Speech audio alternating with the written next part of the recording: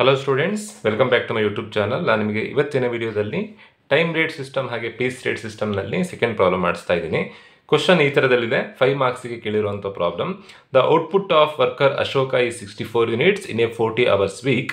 Guarantee time rate is ₹50 per hour.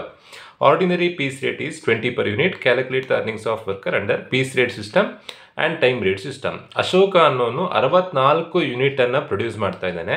ಒಂದು ವಾರದಲ್ಲಿ 40 ಗಂಟೆ ಕೆಲಸ ಮಾಡಿದ್ದಾನೆ. ಅವನಿಗೆ 1 ಗಂಟೆಗೆ ಸಂಬಳ ₹50, 1 ಯೂನಿಟಿಗೆ ಸಂಬಳ ₹20. ನೀವು ಟೈಮ್ ರೇಟ್ ಸಿಸ್ಟಮ್ ಪ್ರಕಾರ ಕ್ಯಾಲ್ಕುಲೇಷನ್ ಮಾಡೋದು ಹೇಗೆ ಅಂತಂದ್ರೆ, formula actual time taken into time rate. Actual time taken ಅಂತಂದ್ರೆ ಅವನು ಎಷ್ಟು ಗಂಟೆ ವರ್ಕ್ ಮಾಡಿದ್ದಾನೆ ಅನ್ನೋದನ್ನ ಅದನ್ನು ಬರ್ಕೊಳ್ಬೇಕು.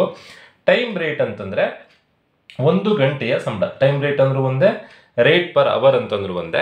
1 ಗಂಟೆಯ ಸಂಬಳ ಬರ್ಕೊಳ್ಬೇಕು. ಆಕ್ಚುಯಲ್ ಟೈಮ್ ಟೇಕನ್, ಒಬ್ಬನೇ ವರ್ಕರ್ ಇರೋದು. ಆ ವರ್ಕರ್ ಅಶೋಕ ಎಷ್ಟು ಗಂಟೆ ಕೆಲಸ ಮಾಡ್ತಾ ಇದ್ದಾನೆ? 40 ಗಂಟೆ ಕೆಲಸ ಮಾಡ್ತಾ ಇದ್ದಾನೆ.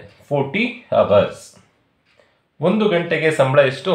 1 ಗಂಟೆಯ ಸಂಬಳ ₹50 ಅಂತ ಕೊಟ್ಟಿದ್ದಾರೆ. ಮಲ್ಟಿಪ್ಲೈ ಮಾಡಿದಾಗ ಬರೋದೆ ಟೈಮ್ ರೇಟ್ ಸಿಸ್ಟಮಿನ answer. 4 5s are 20, 2 zeros add ಮಾಡಿದ್ರೆ 2000 ಆಗುತ್ತೆ.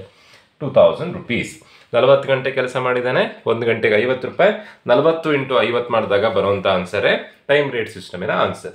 40 ಇಂಟು 50 ಮಲ್ಟಿಪ್ಲೈ ಮಾಡಿದಾಗ ಆನ್ಸರ್ 2000 ಬರುತ್ತೆ. ನೆಕ್ಸ್ಟ್ ಅದೇ ಥರನೇ ಪೀಸ್ ರೇಟ್ ಸಿಸ್ಟಮ್.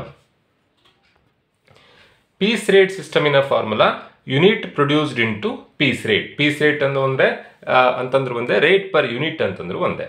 ಇಲ್ಲಿ ನೀವು ಇಂಪಾರ್ಟೆನ್ಸ್ ಕೊಡಬೇಕಾಗಿದ್ದು ಎಷ್ಟು ಯೂನಿಟ್ ಅನ್ನ ಅವನು ರೆಡಿ ಮಾಡಿದ್ದಾನೆ. ಎಷ್ಟು ಯೂನಿಟ್ ಅನ್ನ ರೆಡಿ ಮಾಡಿದ್ದಾನೆ ಅಶೋಕ ಅನ್ನೋನು? 64 ಯೂನಿಟ್ ಅನ್ನ ರೆಡಿ ಮಾಡಿದ್ದಾನೆ. 64 ಯೂನಿಟ್ಸ್ ಇಂಟು ಪೀಸ್ ರೇಟ್. 1 ಯೂನಿಟಿನ ರೇಟ್ ಎಷ್ಟು? 1 ಯೂನಿಟಿನ ರೇಟು ₹20. 64 ಇಂಟು 20 ಮಾಡಿದಾಗ ನಿಮಗೆ ಪೀಸ್ ರೇಟ್ ಸಿಸ್ಟಮಿನ ಆನ್ಸರ್ ಸಿಗುತ್ತೆ. 64 into 20, the answer is ₹1280. Simple problem. 5 ಮಾರ್ಕ್ಸಿಗೆ ಕೇಳ್ತಾರೆ ಈ ಥರ ಪ್ರಾಬ್ಲಮ್ ಅನ್ನ. Time rate system, piece rate system. Time rate ಸಿಸ್ಟಮ್ನಲ್ಲಿ ಟೈಮಿಗೆ ಇಂಪಾರ್ಟೆನ್ಸ್ ಕೊಡಬೇಕು. ಪೀಸ್ ರೇಟ್ ಸಿಸ್ಟಮ್ನಲ್ಲಿ ಯೂನಿಟಿಗೆ ಇಂಪಾರ್ಟೆನ್ಸ್ ಕೊಡಬೇಕು. ಎಷ್ಟು ಯೂನಿಟ್ ಅನ್ನ ರೆಡಿ ಮಾಡಿದರೋ ಅದಕ್ಕೆ ಸಂಬಳ ಕೊಡೋದು ಪೀಸ್ ರೇಟ್. ಎಷ್ಟು ಅವರ್ಸ್ ವರ್ಕ್ ಮಾಡಿದಾರೋ ಆ ಲೆಕ್ಕಾಚಾರದಲ್ಲಿ ಸಂಬಳ ಕೊಡುವಂಥದ್ದು ಟೈಮ್ ರೇಟ್ ಸಿಸ್ಟಮ್.